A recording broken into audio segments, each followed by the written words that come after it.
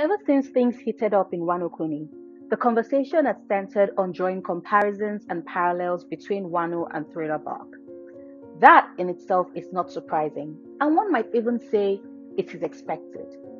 There are certain similarities that can be drawn between the themes of both arcs and Luffy's growth as a character, and not seeing just how loyal his Nakama are to him and how willing those he'd saved are to defend him from any external threats. This is quite clear in both story arcs. However, I do think there's another arc with similarities to Wano that a lot of people in the fandom seem to be ignoring in these conversations. And that arc is Dressrosa. And in not talking enough about these similarities, we run the risk of ignoring and missing the trajectory that the land of Wano will take on its way to being liberated. And no, my title isn't clickbait. I do think Wano will get destroyed like Dressrosa was, and its destruction will be tied to the themes established in Wano. But before we get into all of that conversation, hello, I'm Noria, and this channel chronicles my life as a nerd. If you're one as well, then consider subscribing, turn on post notifications, and if you like this video, do click on that like button. Now, before we get into conversations about Wano getting destroyed, we need to understand why this is a logical course of action for the story Oda is telling. And to arrive at that point, we need to go further back to Dressrosa, and why I believe these two arcs are so similar.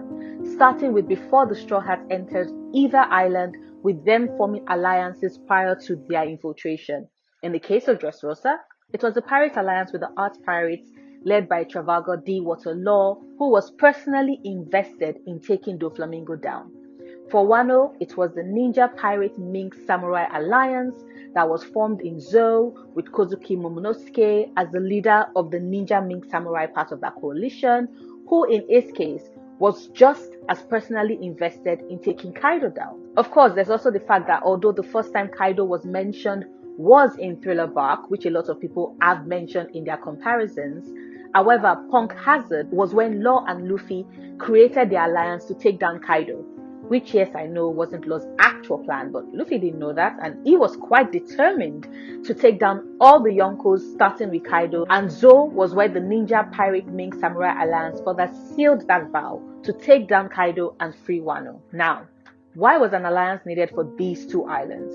The Straw Hats were often more than capable of freeing other islands on their own. In fact, they had done just that in several islands leading up to this point. But in this case, the alliance spoke to the threat that was Doflamingo and Kaido, and why they needed to proceed more carefully in their planning. Of course, we all know that there's no plan that Luffy's ever followed, but that's beside the point.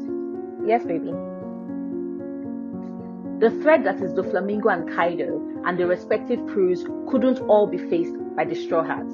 But also, there needed to be a more personal involvement of the people, the common man, if you will, as members of the alliance.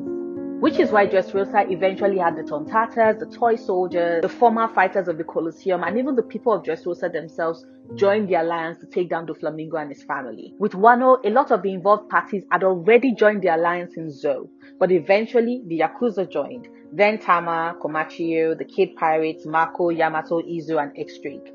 And then there's the case of the defection of former members of the different crews of Doflamingo and Kaido, right, defecting to the alliance with the Straw Hats. In Dressrosa, it was Baby Five, who eventually found out that she could be a part of a family who wouldn't view or treat her as dispensable. In Wano, it was the Pleasures and Waiters, who upon hearing just how Queen viewed them as pawns, whose only value lay in dying and spreading the virus for his only gain, switched alliances. In both cases, we learn that a little kindness goes a long way in securing your allies, especially if this kindness leads you to feeding Monkey D. Luffy, like both Rebecca and Tama did, because the way to win Luffy's heart and loyalty is to be a good person, yes, but also to feed him food, especially when it's food you can't readily afford. The act of making that sacrifice in turn makes him sacrifice his all in the fight for the freedom of their respective islands. There's also the fact that in infiltrating both countries, the Straw Hats had to go in disguise and change their name. Of course, their disguises don't stay on for long. A false identity doesn't really lend itself to the crew of the man who dreams of being the Pirate King and the furious person on the seas. And whether it's Usoland or Usohachi, We know beneath it all is always going to be God Usopp. But the false identity and names are important because, once again, the Straw Hats are meant to be infiltrating these islands. And I know it's ironic and I know it's contradictory, but there is a certain freedom to just how much information you can acquire when no one has any idea of your true identity. But when the identities are revealed, in Dressrosa by Doflamingo, in Wano by Hawkins, the very people that were meant to be hunting them, i.e. the people of Dressrosa and Wano, eventually join them as allies, wishing for their victory.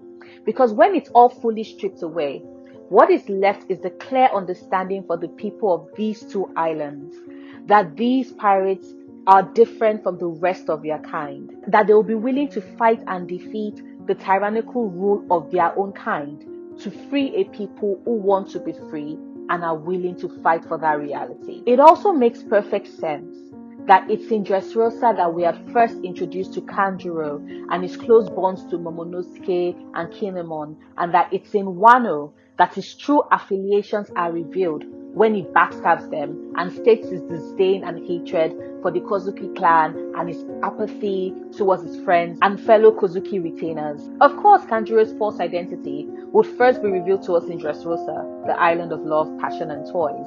Toys whose true identities we don't discover until much later in the story.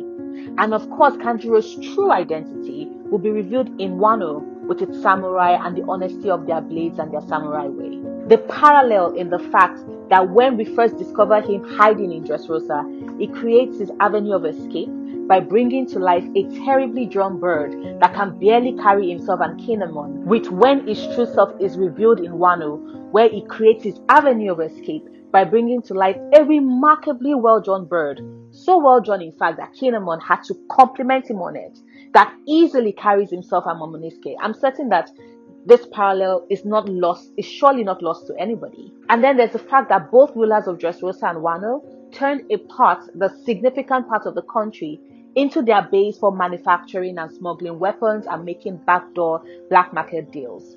A business that was fueled by the lives of the citizens of both islands, which these pirates were willing to sacrifice in order to achieve the power they wanted. Probably yet another reason why they were partners who got along so well. And let's not forget the fact that both Dressrosa and Wano have princesses with loving families who were benevolent rulers, dearly loved by their citizens, until the pirates arrived, who took control by devastating their families, but not before first ruining the trust the people had in their rulers, an act that was helped along by the traitors they had in their midst, who let the foxes in.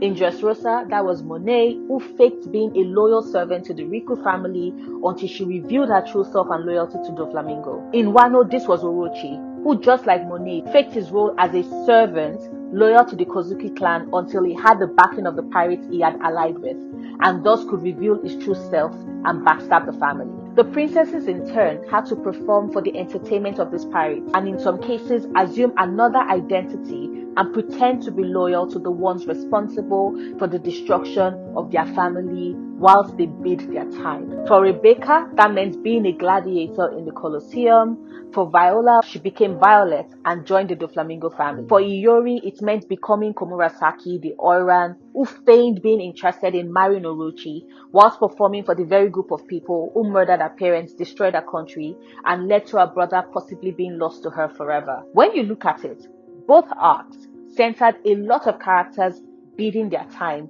and plotting their way towards getting their vengeance, overthrowing a tyrannical pirate and his crew and supporters, and reinstating the rightful family to the throne. On both islands, there was a last stand taken, a day that was set aside to make this happen. And to achieve this, the people of the island needed to firstly learn the truth and awaken to the possibility that they could effect change and that they needed to fight.